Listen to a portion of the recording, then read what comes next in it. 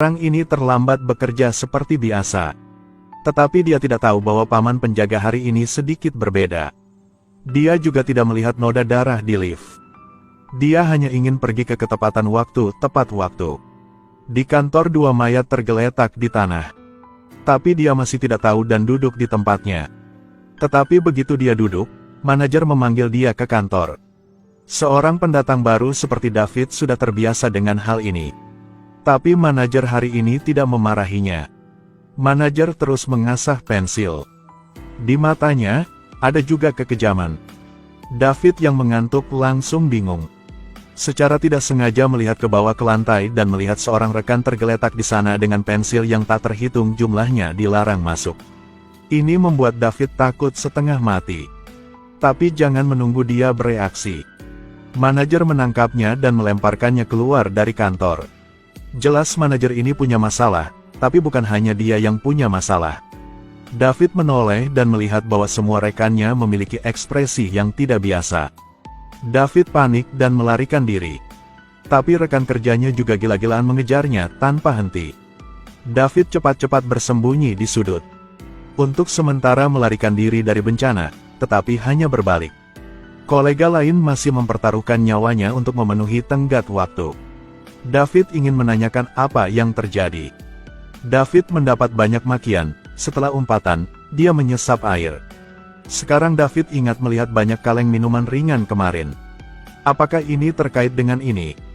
Tidak bisa berpikir terlalu banyak. Namun ketika David hendak pergi, kemudian berhati-hatilah agar tidak tersandung kabel listrik. Batas waktu berjalan lebih dari setengah, tetapi belum disimpan. Rekannya langsung menggila. Daya juangnya meningkat beberapa kali lipat. Angkat David dan buang 6,66 meter. Kemudian menekan David ke dinding lagi. David akan mati lemas, jadi dia dengan cepat memukul kepala rekannya dengan papan kayu. Tapi dia tidak berharap tindakan ini sudah membunuh rekannya secara tidak sengaja. David belum pulih tepat waktu untuk bersembunyi di sebuah ruangan.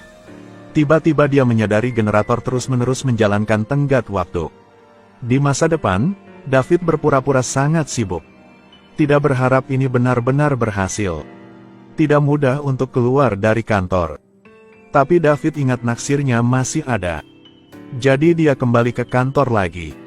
Untungnya gebetanku bekerja di kantornya sendiri. Karena dia memakai headphone, dia tidak melihat sesuatu yang luar biasa. Tapi dia minum minuman ringan hitam itu. David ingin menariknya kembali tetapi tidak cukup berhati-hati untuk menumpahkannya di atas meja. Kamu sedang mengganggu aku untuk melakukannya, kamu tahu gak?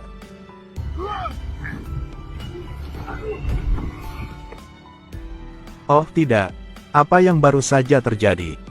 Aku merasa baik juga. Tentu saja Jen tidak banyak minum. Jadi belum sepenuhnya gila.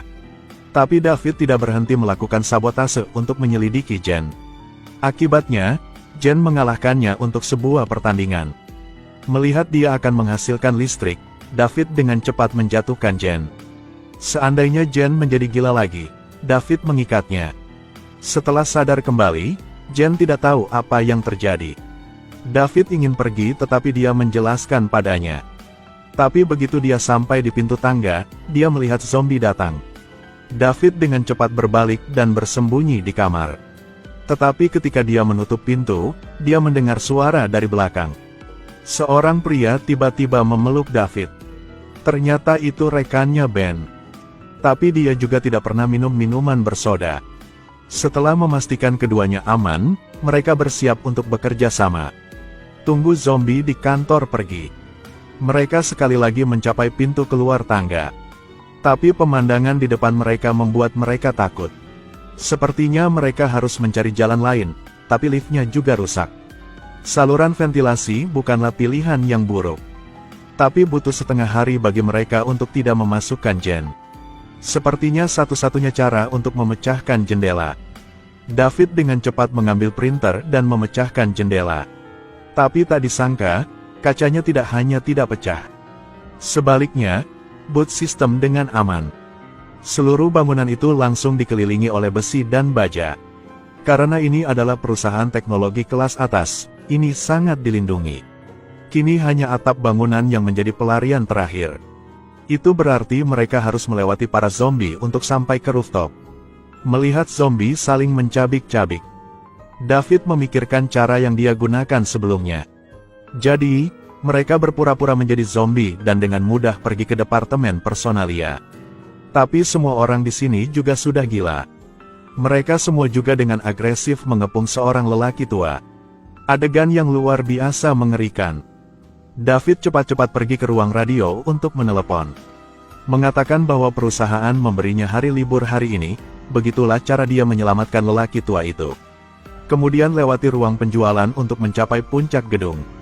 Tapi staf di sini juga gila. Mungkin biasa dimarahi pelanggan. Mungkin satu-satunya cara adalah dengan terburu-buru. Mereka pergi ke toko serba ada dengan membawa senjata. Tapi jumlah zombinya banyak. Mereka tidak bisa membantu tetapi melepaskan Jen. Setelah melengkapi, mereka segera berlari keluar. Halo keluarga tersayang. Bisakah aku ke sana sebentar? Harus like video ini sebelum pergi.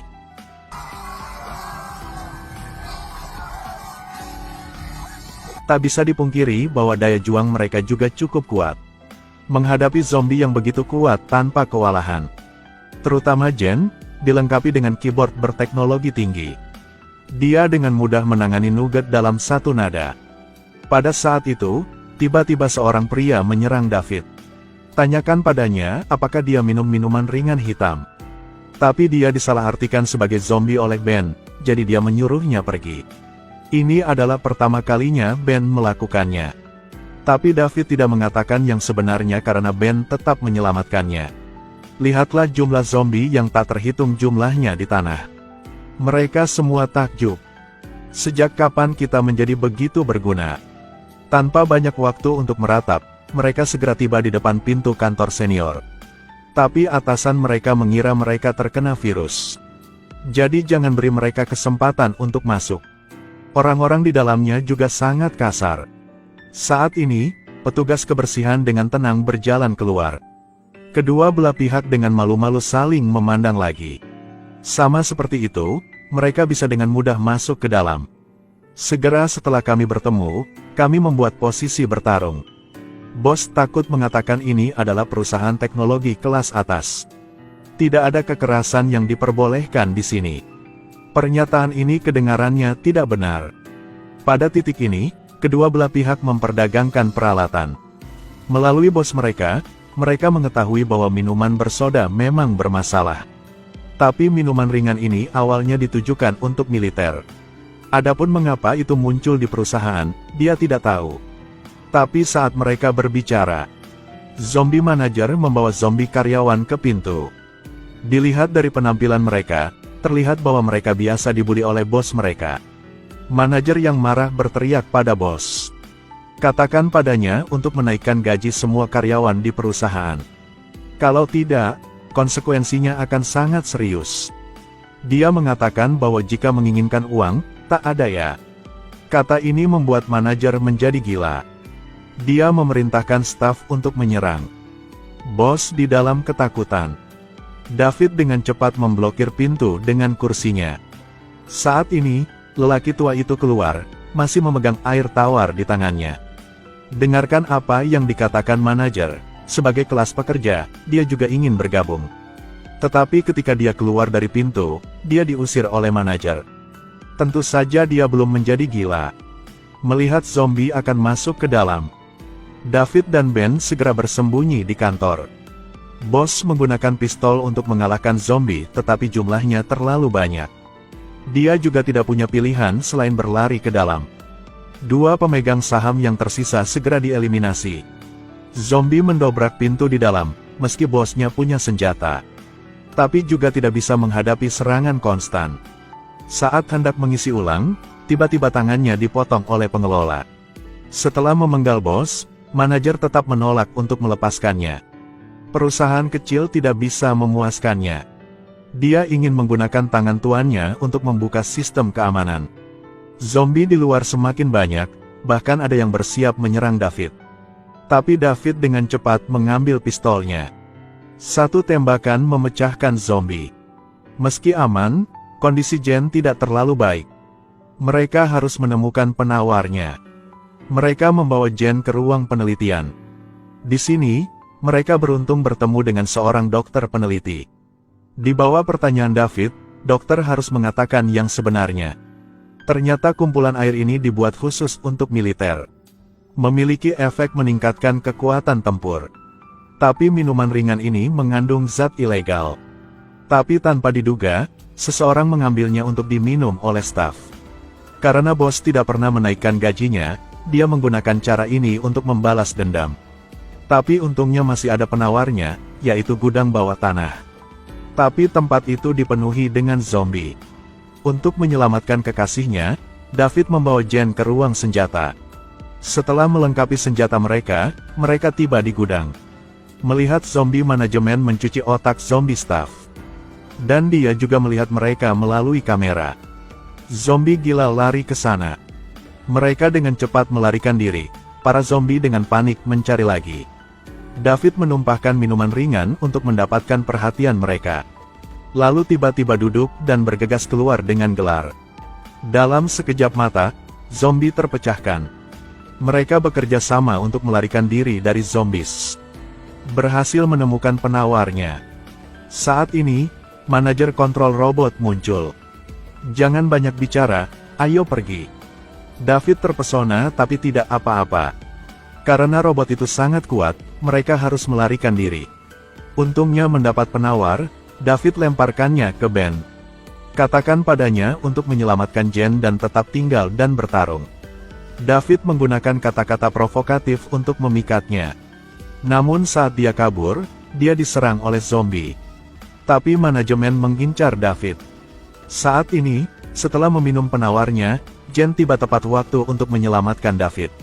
Mereka hanya melarikan diri dan menanam bom. Menunggu manajer datang, David menekan tombol remote control. Tetapi pada saat genting itu rusak. Ternyata saat dia pasang bom, dia lupa connect ke Bluetooth. Manajer menjadi gila sekarang. David hanya harus menggunakan langkah terakhir. Dia melempar bom itu ke tengah lantai, selanjutnya dia tinggal menunggu keberuntungannya. Namun tak disangka manajer yang sial itu menginjak bom.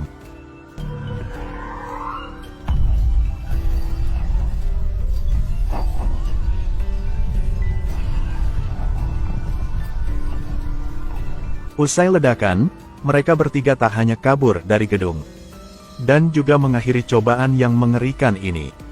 Di bawah pengawasan Ben, David dan Jen menjadi pasangan.